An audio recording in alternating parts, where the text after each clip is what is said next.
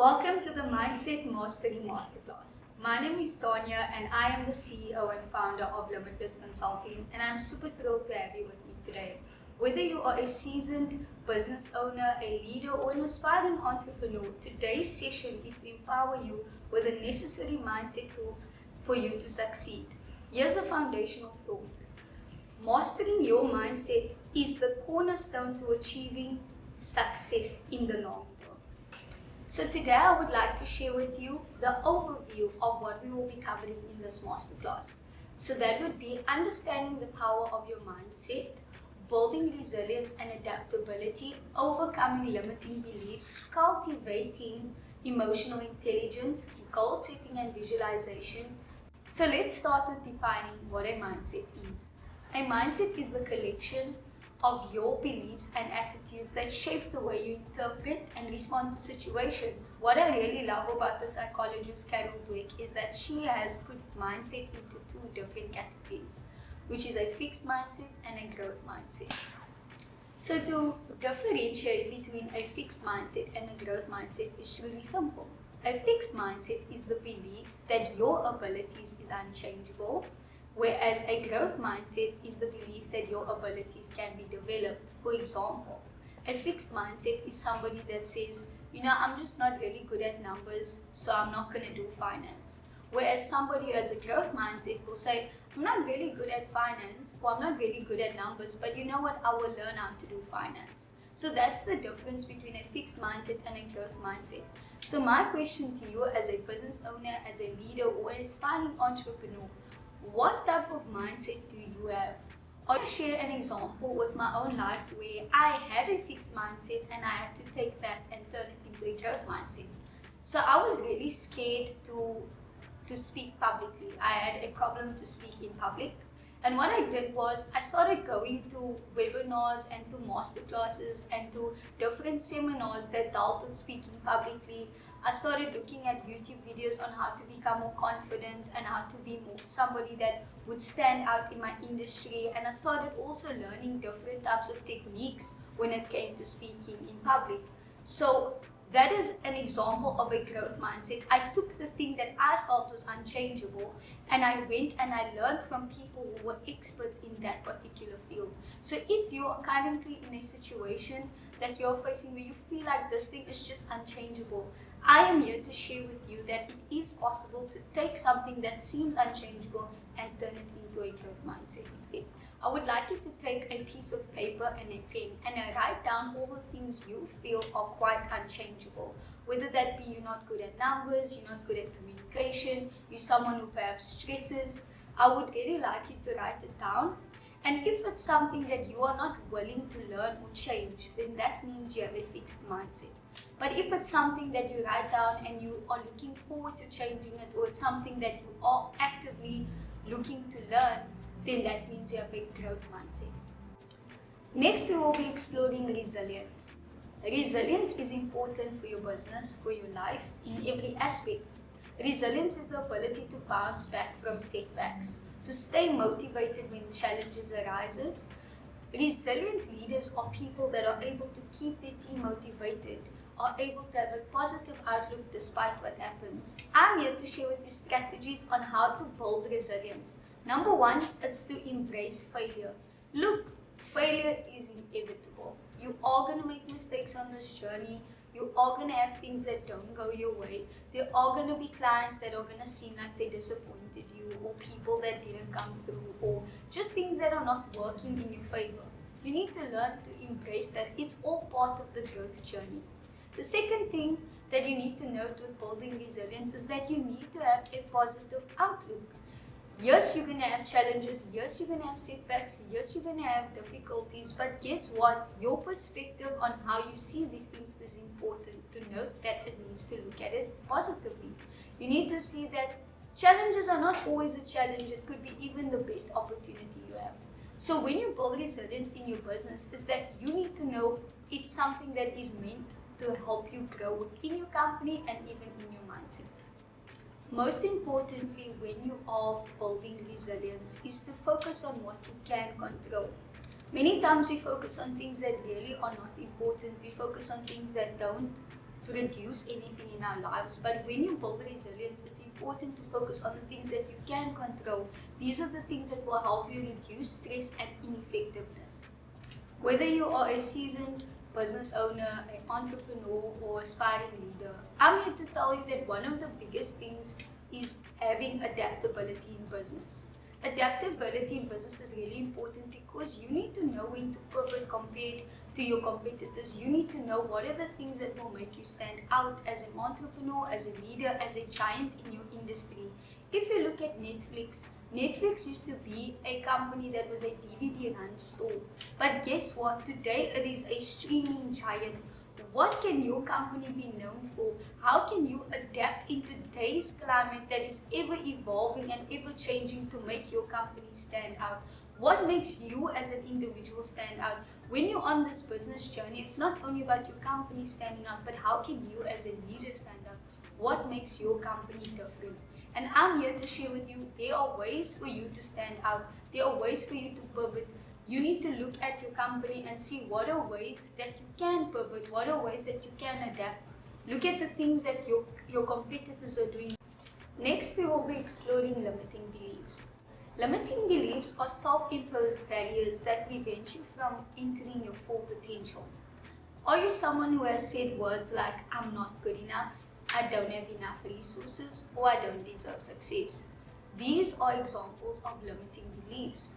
One thing about limiting beliefs is that it actually stifles your growth and hinders your business progress. That is why you need to understand and overcome limiting beliefs to master your mindset. You know, one of the really difficult things about limiting beliefs is that it's actually a false narrative. We live in a world where limiting beliefs is something that is constantly thrown in our direction. We are constantly told what we can't do. And just to share with you from my own personal experience, one of my biggest limiting beliefs is that I wasn't good enough. I struggled a lot with unworthiness, and especially in the field that I am in, which is consulting and mentorship and being young as a person, I really felt like I wasn't worthy for this type of role. And the way I had to overcome it was that I had to become so knowledgeable in the things that I'm doing. I had to go and, apply myself. I had to go and learn new things. I had to use AI to provide me with information that I didn't have. I had to learn from people that were much older, and I really had to put myself in a place that would be considered a bit more humbling in order for me to get where I am and will be one day. So limiting beliefs really gives you a false narrative that if I'm not good enough for something, that is just it. Like, I'm not good enough, but I'm not gonna make anything out of this. I'm not gonna be anywhere in my life, so I might as well just give up. But when you overcome these limiting beliefs, it really empowers you. It makes you feel like, wow, I can actually do this. I'm somebody that is capable. I'm somebody that is worthy of success. And I'm here to share with you today that yes, it may seem like you're in a place where you have limiting beliefs and it's just more than one limiting belief, but I'm here to tell you that I had my own limiting beliefs, and therefore I can share with you that it is possible for you to overcome it, because I too have overcome my own limiting beliefs. To truly overcome limiting beliefs, you have to identify them. I invite you to take a moment to reflect on your journey. Take a piece of paper and a pen and write down one limiting belief you have in your business or of yourself, and truly be honest with yourself. What is the thing that is holding you back? What is the reason why you are not becoming financially free? What is the reason why you don't have enough resources? Why don't you feel good enough about yourself? Why haven't you left your job? What are the things that makes you have these limiting beliefs? Is it fear? Is it fear of failure? Is it the fear of the unknown? Is it imposter syndrome? Write down what you feel is a limiting belief. And once you know what a limiting belief is in your life, then you can overcome it. Next, we'll discover emotional intelligence. Emotional intelligence is really key to mastering your mindset. Emotional intelligence is the ability to understand your emotions as well as other people's emotions. You need to be able to control your emotions. Now, people who have a high emotional intelligence are people who foster collaboration, they improve the work environment, they inspire their teams to do better. These are people who really have success within their companies, and the way that they do it is they practice active listening. How do you practice active listening? Well, you listen when others speak. You don't interrupt, and you actually take note of what they're saying. There are people that also practice empathy. Many times within companies, we have situations where people are going through things, and as a leader, it's important for you to be able to practice empathy when it comes to those who are around you. You know, emotional intelligence is something that's really important for leaders. I'll give you an example. I faced a leader in my life who didn't have emotional intelligence, and it was really difficult to manage the emotions of someone else and to be the person that was at the end of someone who can't control their emotions. If you are a leader, a business owner, an entrepreneur, it is your responsibility to manage your own emotions. It is your responsibility to take control of your emotions, and you are the one that sets the tone for your team. You are the one that sets the tone for your staff. You are the one that sets the tone for everybody who is in your working environment. This is why it's super important for you to be able to be a leader that practices emotional intelligence. Lastly, I would just like to ask you, how has emotional intelligence really benefited your life and your business? I can't stress it enough that you as a business owner, leader, and aspiring entrepreneur, it is your responsibility to take ownership and accountability for your own emotional intelligence. Next, we will be exploring goal setting. Goal setting is truly important for the success of your business. Now, I'm pretty sure everyone has heard of SMART goals, which is specific, measurable, attainable, relevant, and timely. But what is it truly? Here's an example of what a SMART goal is. So perhaps your goal is, I want to grow my business. But a SMART goal will be, I want to increase my business by 20% within the next 6 months by expanding our market reach and launching 2 new products. You see how that goal is specific, it's measurable, it's attainable, relevant, and it is also timely. So now what I want you to do is write down a goal and take that goal and turn it into a SMART goal. Let it be specific, measurable, attainable, relevant, and timely. In our Mindset Mastery Masterclass, here are some key takeaways. Understanding the power of mindset, overcoming limiting beliefs, building resilience and adaptability, cultivating emotional intelligence. Decided to form this masterclasses, not just for it to work for you now, but for you to master your mindset for long-term success, right? And I've come to realize that to master your mindset for long-term success, it doesn't just stop today, it doesn't just stop with the end of this masterclass, but you need accountability partners.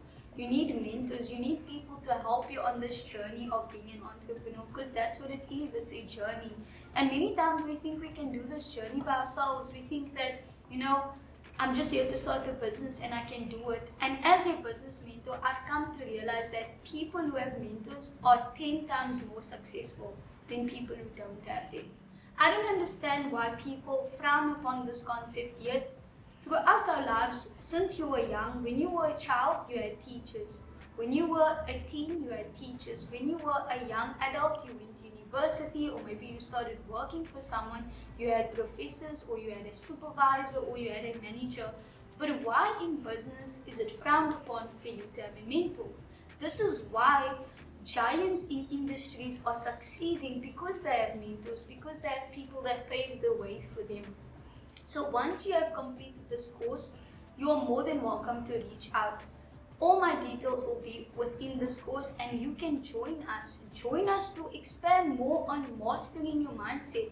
Through this, I really would like to invite you to come and to really share your experience as an entrepreneur of how you actually became somebody that had a fixed mindset, and how you are somebody that has a growth mindset. This is the opportunity to really practice these keys and practice these exercises. And once you have done that, you're more than welcome to reach out and to share your amazing reviews with me.